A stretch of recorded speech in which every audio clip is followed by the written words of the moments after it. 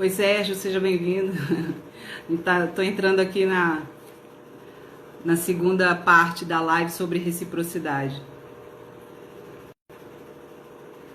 Sports Law. Seja bem-vindo, não te conheço, não tinha entrado antes. Olá, obrigada aí pela presença.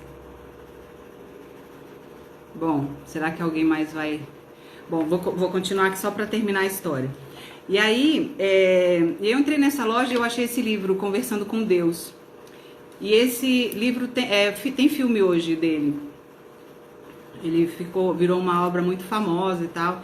E eu comecei a ver... Carlos André. Oi, querido.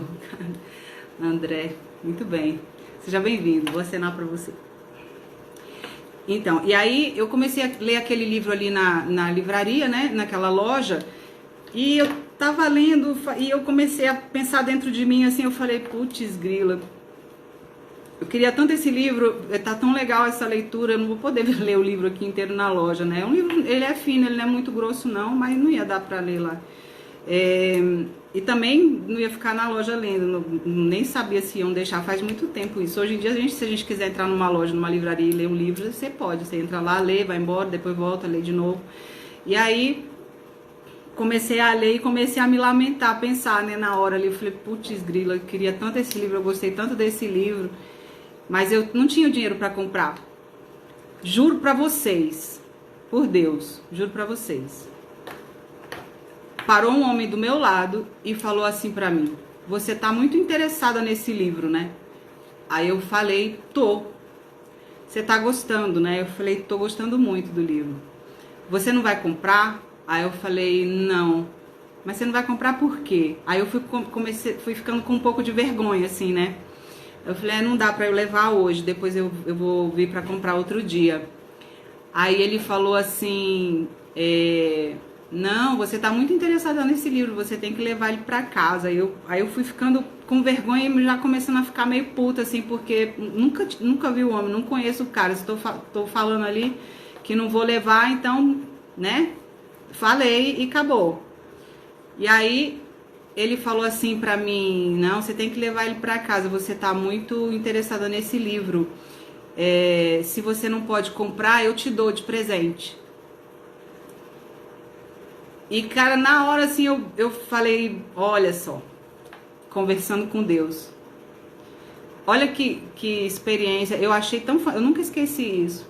Foi o primeiro livro de autoconhecimento, eu não chamo de autoajuda, mas o pessoal tem até um pouco de preconceito, né, de falar livro de autoajuda, que só ajuda o escritor. Isso não é verdade, isso é um preconceito mesmo. Preconceito de gente que não quer se encarar. Na hora bateu um pensamento assim, eu falei, cara, realmente, quando é possível, a gente realmente conversa com Deus mesmo. E quando a gente realmente quer uma coisa de verdade, quando a gente caminha, Deus põe o chão. Então, foi pra mim uma experiência inquestionável de que a gente pode conseguir as coisas podem acontecer na nossa vida, mesmo que todo o contexto externo seja desfavorável, esteja demonstrando contra, esteja falando que não dá, não tem condições, não dá para conseguir isso e não sei o que. Então, caminha que Deus põe o chão. Quando a gente quer uma coisa realmente genuína, quando nossa emoção é verdadeira, quando a nossa intenção é real, né, legítima, a gente encontra a forma de conseguir, as coisas vêm pra gente. Aí entra um pouco da lei da atração, porque a gente tá vibrando naquela frequência ali de conquistar, de conseguir, de estar aberto para receber. Então, para mim é inquestionável. E como essa experiência, eu tive outras experiências, muitas outras. Nossa, tá entrando um monte de gente, que legal, sejam todos bem-vindos. Né? Estamos aqui na segunda, caminhando pro final aí da live, mas se vocês quiserem eu falo tudo de novo. Vamos conversar no domingão aí. Então essa foi a primeira experiência assim que me marcou muito, porque eu morava já em São Paulo e foi um período muito mesmo, mas muito difícil para mim. E eu consegui perceber, assim, consegui enxergar a mão de Deus mesmo no meu caminho, assim, a manifestação de Deus no meu caminho, me mostrando que vá em frente, vá que você tá no caminho certo. Uma outra vez, porque, assim, a gente passa por... nossa vida é cíclica, né? Então, muitas vezes a gente tá no alto, muitas vezes a gente tá no baixo, às vezes a gente tá muito feliz, a gente às vezes tá muito triste, e a vida é assim, não tem nada de errado nisso. Eu acho que existe hoje uma cultura de felicidade, de hiperfelicidade, que ninguém pode ficar triste, que tudo tem que ser positivo, tudo tem que ser... Ai, ninguém pode ficar triste, ninguém pode chorar, ninguém pode nada, né? Então, eu acho que sim, a gente pode chorar sim, porque dói, ué. Tem coisa que dói e a gente pode chorar e tá tudo bem. A gente pode sentir raiva, pode sentir vontade de matar um. Tem hora que tem acontecimento assim que eu falo, rapaz, eu tô quase gastando meu réu primário com essa pessoa, porque é uma raiva tão grande que a gente passa muitas vezes, a gente fica tão indignado que você fala, nem a pessoa mais evoluída consegue não sentir, né, a contrariedade, que você fala, você fica tão indignado com algumas situações que fala, não, dessa vez vai, dessa vez meu réu primário já era. Mas aí a gente segue, respira fundo, engole o sapo e segue adiante, né? Então tem momentos que a gente tá em cima, outros embaixo, e eu já passei por muito assim, porque a vida é isso, todo mundo passa por isso, né? Então tem hora que a gente tem mais dinheiro, tem hora que tem menos, tem hora que você tá com mais energia, tem hora que tem menos, e a vida é assim pra todo mundo. E aí teve uma outra situação também, que eu tava muito triste pelo final de um relacionamento. Resumidamente, a história é assim, eu sou espírita desde muito novinha, desde 14 para 15 anos eu tive meu primeiro contato com o espiritismo, com o kardecismo, por meio de uma experiência mediúnica que eu tive numa casa que eu morava, numa cidade chamada Porto Primavera. E lá um grupo de amigos viajou e houve um grande acidente e morreram alguns. E um deles eu vi do meu lado, dentro da casa. Então eu tava em casa, tava sentada num jardim de inverno que tinha lá na casa, e eu vi o espírito desse meu amigo do meu lado, assim. E foi muito claro, foi como se ele tivesse ali. E logo depois veio a notícia de que ele tinha morrido nesse acidente de carro. E aí eu procurei uma moça na cidade, que morava lá na cidade, que todo mundo era meio assim encabulado com ela, porque ela psicografava e era uma cidade de interior e com uma cidade construída. E aí o pessoal falava, não, ela escreve carta, não sei o quê. Então ela tinha meio que um misticismo assim ao redor dessa pessoa. E eu cheguei pra ela e perguntei, falei pra ela o que tinha acontecido, e eu perguntei pra ela se ela sabia me explicar o que era. Né, eu contei a história, e aí ela me falou para eu procurar um centro lá, e eu fui pela primeira vez num centro espírita, eu nunca tinha ido. E aí eu comecei a ter contato com o espiritismo, beleza. Aí passou 17 anos, eu voltei de São Paulo, 17 não, muito mais. Muito mais. Eu voltei para Brasília, e quando eu cheguei aqui, eu comecei a conviver com pessoas evangélicas, eu nunca tinha convivido com pessoas evangélicas. E a minha melhor amiga, ela é evangélica, e eu fiquei muito apaixonada pela parte da música, eu sou cantora também, e como as igrejas evangélicas trabalham a parte musical, fiquei encantada e fiquei convivendo por um ano com as duas doutrinas, a doutrina batista e a doutrina espírita, kardecista. Aí chegou uma hora que começou a me incomodar, eu falei, não, eu tenho que ir para um lado ou para o outro, e como eu já vinha do espiritismo há muito tempo, eu optei por viver a experiência dentro da igreja batista. E me converti, me batizei e tudo.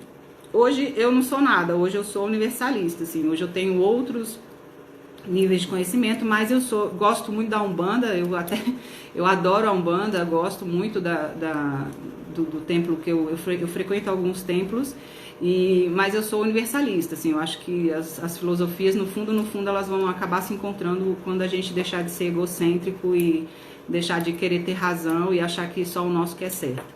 Mas enfim, voltando. Aí eu entrei nessa igreja e eu conheci um rapaz e a gente começou a namorar. E foi um namoro muito difícil, porque não houve reciprocidade. Olha só, eu tô lembrando aqui e acabou calhando com o nosso tema. A reciprocidade foi muito baixa, né? Dentro das igrejas, os namoros, as relações, elas têm umas características bem peculiares, assim. E eu sofri muito, eu terminei o relacionamento, foram acho que 3, 4 meses de muita confusão na minha cabeça, porque eu vinha de uma outra doutrina, então eu estava disposta e aberta para conhecer aquele mundo novo, então baixei toda a minha guarda e me pus vulnerável ali.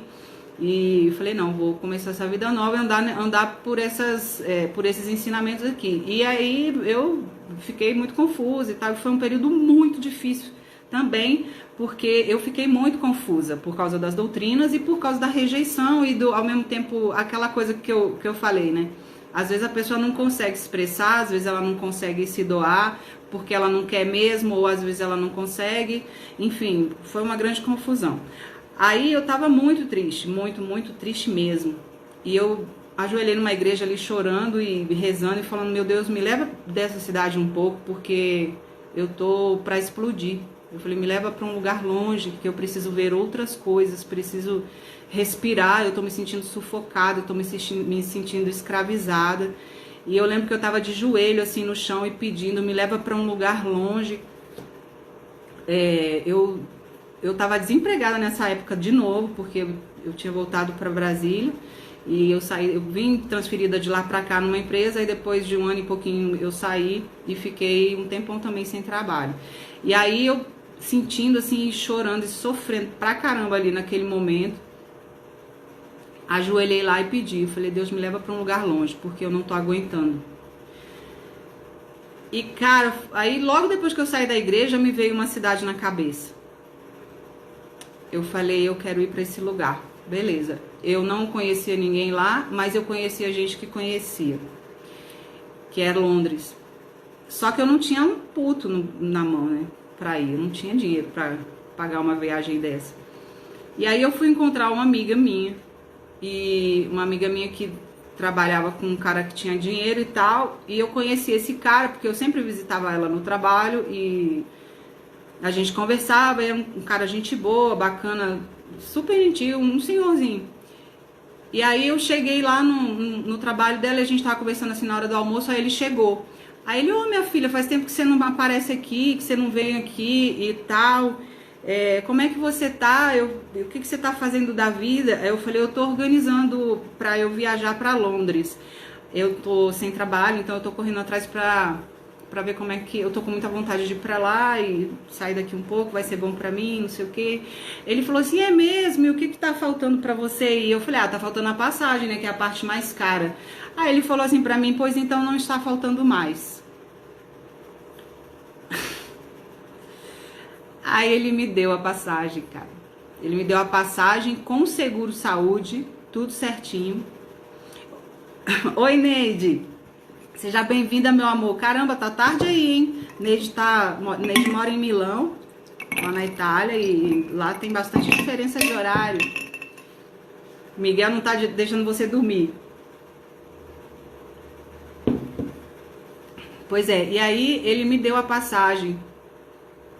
E a passagem com seguro saúde, isso facilitou a minha entrada lá. Então, eu tive algumas experiências, assim, muito interessantes dessa movimentação energética do coração mesmo, porque a lei da atração, ela fala que não basta a gente pensar, não basta... Nossa, dormindo até 20 horas, por isso, deve estar pegando fogo aí, né, ligado no 12, como diz a menininha aqui de Brasília.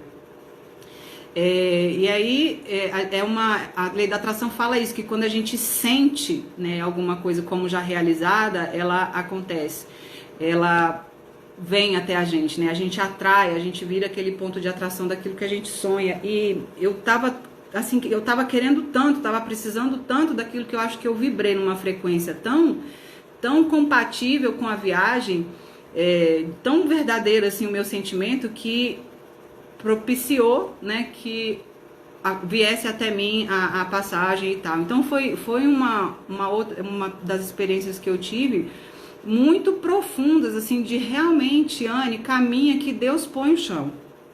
Então não tenha medo, né, não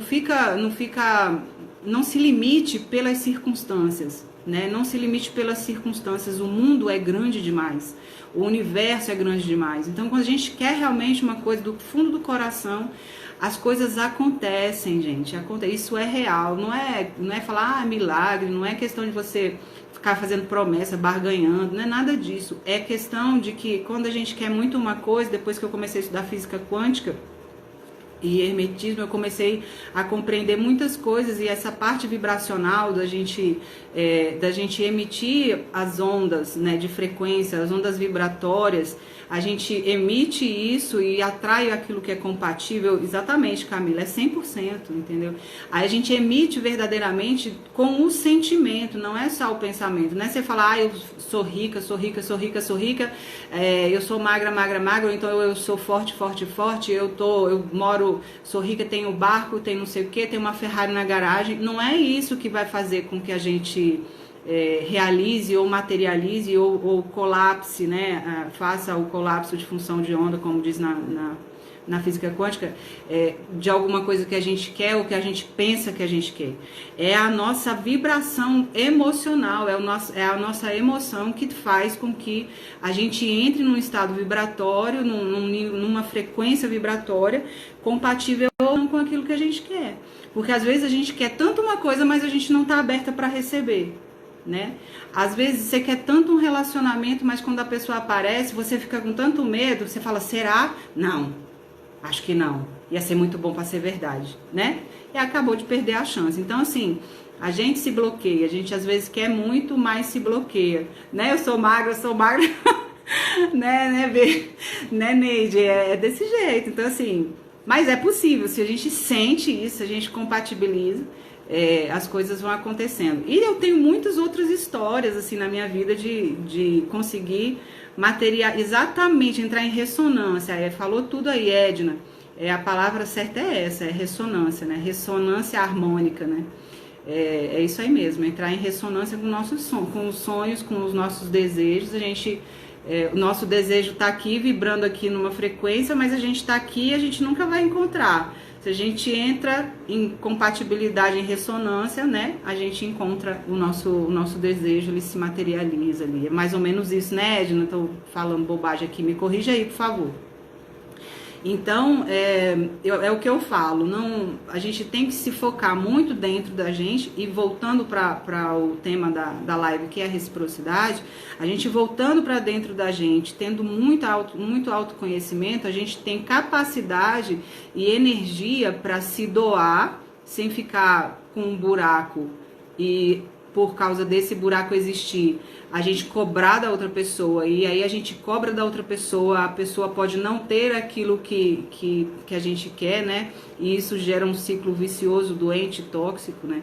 Então, quanto mais a gente se conhecer, quanto mais a gente acreditar nas nossas possibilidades, na nossa força de realização, na força e na legitimidade dos nossos sonhos, dos nossos desejos, a gente se torna um ser íntegro. E quando a gente se torna um ser íntegro, a gente tem capacidade de doar sem ficar cobrando reciprocidade, e a gente se torna um sujeito recíproco por natureza, né? Então é a gratidão, é você reconhecer alguma coisa que foi feito para você, né? Por exemplo, esses fatos que ocorreram comigo, eu sou tão grata que hoje em dia, se eu vejo qualquer pessoa precisando e eu tenho condição de dar um livro, outro dia eu dei todo o meu material de estudo, eu estava estudando para concurso, eu dei todo o meu material de estudo para um rapaz aqui do prédio.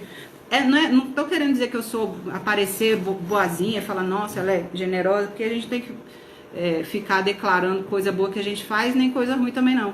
Mas a gente compartilha isso para que a gente vá formando, vá ressonando, né, vá engrossando um coro aí, de que a gente pode fazer pelo mundo, de que a gente pode lançar sementes do bem, né? Não é isso que o mundo precisa, a gente não fala tanto, mundo egoísta, não sei o quê, vamos não ser egoísta e vamos não ter vergonha, nem ter aquela falsa modéstia de ficar escondendo o bem que a gente faz, isso é bobagem, entendeu? A gente, quando compartilha um bem que a gente faz, as nossas ações, a gente incentiva também outras pessoas, né?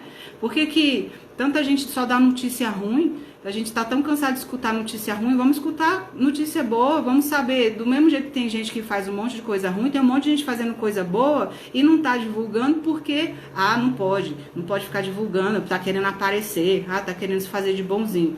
Vamos acordar, sair desse pensamento aí, sair dessa matrix, pelo amor de Deus. Então, vamos fazer o bem, sim, vamos falar com isso com naturalidade, sem pretensão de nada.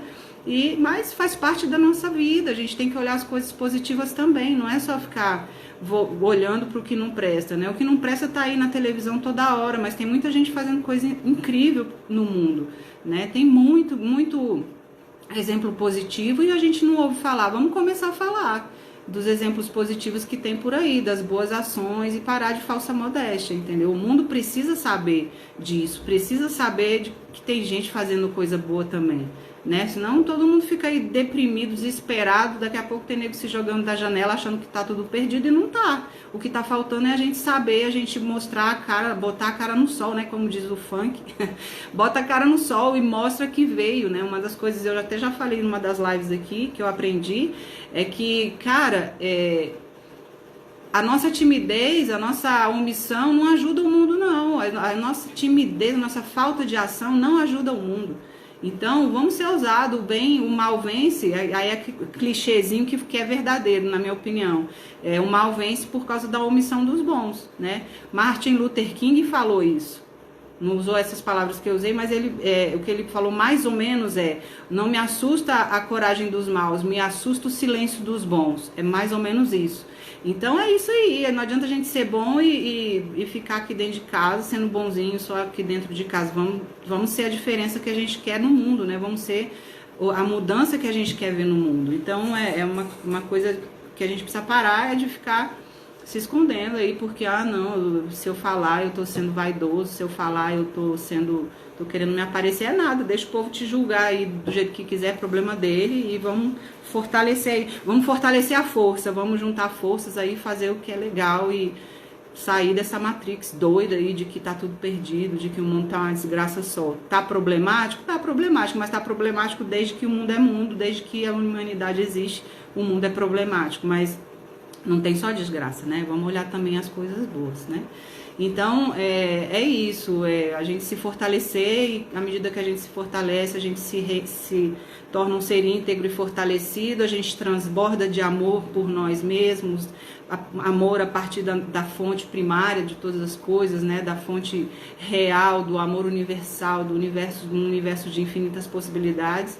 E a gente vai se tornando cada vez mais íntegro e transbordando, a gente tem condição de doar, de acolher, sem ficar enchendo o saco, sem ficar cobrando, sem ficar perturbando o juízo da outra pessoa, mas também sem se submeter a situações abusivas e tóxicas de desigualdade, de incompatibilidade ou não reciprocidade, que deixa a gente doente, né? Tá bom, minha gente? Eu tô super feliz que hoje vieram pessoas novas pra live e hoje é o último dia, mas eu tô feliz porque depois eu vou fazer novamente outras lives sobre outros assuntos. Eu vou falar sobre gaslighting, vou falar sobre um termo que é um termo novo que eu não conhecia, chama body shaming, que é uma prática de envergonhar a pessoa, é o bullying por causa da aparência que a pessoa tem. O gaslighting é muito, muito bom. Olha seu irmão, Neide, Everaldo, seu irmão. Oi, Everaldo, tudo bem, querido? Tá em Alagoas? Tá nas Alagoas? Uau, olha só, eu tô tão internacional. Olha, eu tive presença de... minha amiga Neide tá da Itália, eu tive visita dos Estados Unidos, eu tive visita da Inglaterra, Inglaterra. Então, um pessoal internacional. Olha, gente, aproveita, porque na hora que eu ficar famosa, eu vou ficar tão exportável, não vou querer falar com ninguém, tá? Não vou dar autógrafo pra ninguém, só de raiva. Mentira, tudo mentira. Então, assim, voltando, nossa, body shaming, gaslighting, vou falar sobre outras práticas abusivas. Oi, Pedro Brutus, seja bem-vindo do jiu-jitsu aí. Tô marcando uma live falando em jiu-jitsu, tô marcando uma live com um cara chamado Júlio, ele é de Minas Gerais, se não me engano, e ele tem um trabalho de jiu-jitsu com autistas. E é um negócio muito lindo o trabalho que ele faz. Ele tem 2 filhos autistas. E ele trabalha o desenvolvimento dos filhos por meio do jiu-jitsu. E ele tem uma federação de jiu-jitsu na cidade. E como eu estou atuando e acompanhando bem de perto o projeto do jiu-jitsu nas escolas, o projeto de lei que está rolando no Senado, agora foi para a Câmara, né? Agora está tudo parado porque só se fala em corona, né? Todas as medidas para diminuir aí o impacto social do coronavírus. Mas eu creio que quando isso tudo passar, esses projetos todos vão ser retomados. Então a gente quer fazer uma live para conversar sobre o jiu-jitsu nas escolas, o jiu-jitsu como ferramenta de desenvolvimento humano, que é uma ferramenta incrível. Eu pratico jiu-jitsu, eu costumo dizer que eu sou faixa branca na cintura, mas eu sou faixa preta na cabeça, na mentalidade, né? E realmente é uma forma de desenvolvimento humano muito eficiente e de autoconhecimento também, de autotestagem, de exposição em situações de autocontrole, de habilidade de autocontrole, né, Neide? Quando eu for fazer, você fala pro Andréa participar comigo. De repente eu convido ele para bater um papo para a gente saber como é que funciona o jiu-jitsu aí na Itália, né? Vamos saber se tem incentivo público, como é que é o jiu-jitsu na Itália. De repente a gente faz aí uma live junto, tá? Fala para ele aí, pro Andréa. Então, eu vou fazer várias lives ainda no futuro, vou falar sobre português também, que eu sou professora de português, eu sou formada em negócios internacionais e português, letras, português e inglês, né? Então, sou uma educadora mesmo, eu me desenvolvo muito na parte de desenvolvimento humano, eu pesquiso muito, eu estudo muito sobre desenvolvimento humano, sobre questões cognitivas, curas, caminhos de cura. Então eu sou muito interessada em ser um agente de transformação no mundo que eu quero viver.